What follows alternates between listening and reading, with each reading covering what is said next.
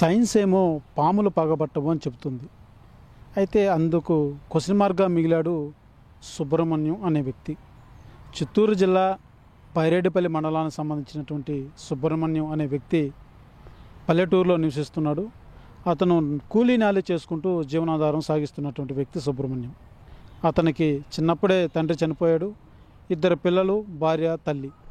అతని జీవన విధానం అంతా కూడా కూలీకి పోతే తప్ప పూట గడవదన్న స్థితి సుబ్రహ్మణ్యం ఉంది. అలాంటి సుబ్రహ్మణ్యం చిన్నప్పటి నుంచి నేటి వరకు కూడా సర్పకాటుకి గురై అనేక ఇబ్బందులు పడుతున్నాడు. ఇది వినడానికి కాస్త ఆశ్చర్యంగా అనిపించినప్పటికీ వాస్తవంగా మనం తెలుసుకునేటువంటి ప్రయత్నం చేస్తే వాళ్ళు చెప్పేటువంటి మాటలు వింటే నిజంగా ఆశ్చర్యానికి గురవ్వాల్సింది. సుబ్రహ్మణ్యమే కాదు, వాళ్ళ కుటుంబ సభ్యుని ఎవరిని పలకరించినా కూడా కన్నీటితో ఇదే మాటలు చెప్తున్నటువంటి పరిస్థితి. ప్రతిసారి కూడా సర్పం వచ్చి కాటేసి వెళ్ళినాక 5,000 నుంచి 6,000 వరకు ఖర్చు అవుతుంది. ఇప్పటికీ 107 సార్లు ఆ పాము వచ్చి కాటేసి వెళ్తుంది. ఎందుకు చితికిన బతుకుల్ని ఇలాగా ఆ దేవుడు కూడా మాతో ఆడుకుంటున్నాడు అర్థం కాలేదంటూ కూడా వాళ్ళు ఆవేదన చెందుతున్నటువంటి పరిస్థితి. ఇదైతే ఇప్పటికీ 107 సార్లు సర్పానికి కాటుకు గురైనటువంటి సుబ్రహ్మణ్యం ప్రతిసారి కూడా డబ్బులు పెట్టుకోవాలంటే మా పరిస్థితి అంతంత మాత్రమే. పోయేది కూలీ పనులకు, వచ్చేది రూపాయి 2 రూపాయి, దాంతోనూ కుటుంబాన్ని ఎలా పోషించాలి, నేను ఈ సర్పానికి కాటుకు గురైతే హాస్పిటల్కి ఎలా పెట్టుకోవాలంటూ కూడా ఆవేదన వ్యక్తం చేస్తున్నారు సుబ్రహ్మణ్యం కుటుంబ సభ్యులు.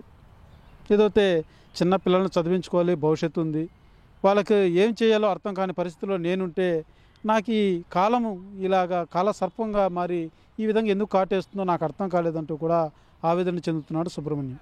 అయితే 107 సార్లు సుబ్రహ్మణ్యం ఎందుకు ఆ సర్పం కాటేస్తుందో అన్నది మాత్రం క్వశ్చన్ మార్క్గానే మిగిలింది. అయితే సుబ్రహ్మణ్యం కూడా తన గోడును దేవుడి వద్ద ఆలపించాడు, స్వామీజీల వద్దకు వెళ్ళి మొరపెట్టుకున్నాడు. ఇలా అనేక ప్రయత్నాలు చేసినప్పటికీ అతనికి ఎటువంటి ఆన్సర్ దొరకలేదు. ఆన్సరే కాదు, అసలు దాని పరిష్కారం అన్న మార్గం కూడా నాకు కంటికి కనపడడం లేదు, నాకు సావే శరణ్యం అన్నట్టు మారుతుంది నా జీవితం అంటూ కూడా ఆవేదన చెందుతున్నాడు సుబ్రహ్మణ్యం. అయితే రాష్ట్ర ప్రభుత్వం ఏదన్నా దృష్టి సాధించి నాకు సహాయం చేస్తే బాగుంటుందంటూ కూడా వేడుకుంటున్నాడు సుబ్రహ్మణ్యం. ఎందుకంటే కూలీకి వెళ్తే కూలీకి పిలిచేటువంటి వారు కూడా కరువయ్యారనే చెప్పాలి. ఎందుకంటే సుబ్రహ్మణ్యం వస్తే పాము వస్తుంది, కాటేస్తుంది, వాళ్ళని ఎక్కడ మనం హాస్పిటల్ తీసుకెళ్ళాలి అన్న భావన యజమాన్యంలో కనబడుతుంది. నన్ను కూలీకి పిలిచేటువంటి వారు కూడా లేరు అనేసి ఆవేదన చెందుతున్నాడు సుబ్రహ్మణ్యం. సుబ్రహ్మణ్యం కాస్త పాము సుబ్రహ్మణ్యం పేరు వచ్చేసింది, ఎవరూ కూడా కూలీలకు పిలవడం లేదంటూ కూడా ఆవేదన వ్యక్తం చేస్తున్నాడు సుబ్రహ్మణ్యం.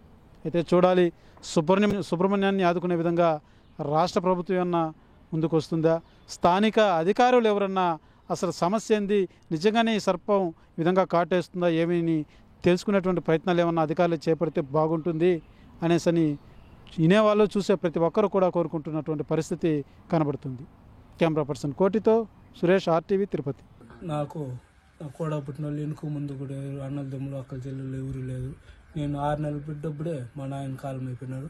మా అమ్మే కూలీ నాలి చేసి నన్ను 10th వరకు చదివించింది. ఇప్పుడు ఏడన్న పనికి పోవాలంటే కూడా మా వాళ్ళు ఎవరు నన్ను పిల్లరు. వీని కూడా పోతే పాములు వస్తాయి, మనకు పని పంచేట అవుతుంది, వానికి ఏమన్నా అట్లా జరిగినప్పుడు వాడిని హాస్పిటల్కి ఎత్తుకొని పోవాలా అట్లా అని చెప్పేసి ఇప్పుడు పని పిలిచే వాళ్ళు కూడా లేరు. ఖాళీగా ఇంటికాడ కూర్చున్నాను. ఆ ట్రీట్మెంట్ చేసుకొని వచ్చేది, అప్పులు చేసుకొని మొన్న డ్వాక్రా లోన్లో 1,40,000 వస్తే ముందు అప్పులు చేసిన వాడిని 10,000 ఇవ్వాల్సిన వాళ్ళకి 5,000 అట్లా ఇచ్చి కొంచెం అప్పులు కట్టుకొని ఇంకా కొంచెం అప్పులు ఉన్నాయి. మమ్మల్ని గవర్నమెంట్ యాదో విధంగా మా కుటుంబాన్ని ఆదుకోవాలా, లేకపోతే మేము ఆత్మహత్య చేసుకోవాలి పరిస్థితుల్లో ఉన్నాము సార్. మమ్మల్ని ఏదో ఒక రకంగా గవర్నమెంట్ ఆదుకోవాలని కోరుతాను. మా చిత్తూరు జిల్లా బైరెడ్డిపల్లి మండలం పెద్ద చెల్లారుగుంట గ్రామ పంచాయతీ కుమ్మరుగుంట గ్రామము. నా పేరు సుబ్రహ్మణ్యం. నేను 5వ క్లాస్ చదువుతున్నప్పటి ఇంకా ఇప్పటి వరకు 103 సార్లు పాము కాటేసింది. అప్పుడైతే 6 నెలలకి సంవత్సరానికి అట్లా కరుస్తాండ. ఇప్పుడు 2014 ఇంకా అమావాస్య పాడ్యము, పౌర్ణము పాడ్యము అట్లా టైంలో ఏడన్నవన్నీ కరుస్తుంది. ఒకవేళ ఆ టైంలో తప్పించుకున్నా కూడా ఒక 8-10 రోజుల మధ్యలో అమావాస్య పాడ్యము, పౌర్ణము పాడ్యము మధ్యలో తప్పించుకున్నాకు మిగతా మామూలు టైంలో ఆ టైంలోనూ ఒక టైంలో ఏడన్నవన్నీ వచ్చి కాటేస్తాము.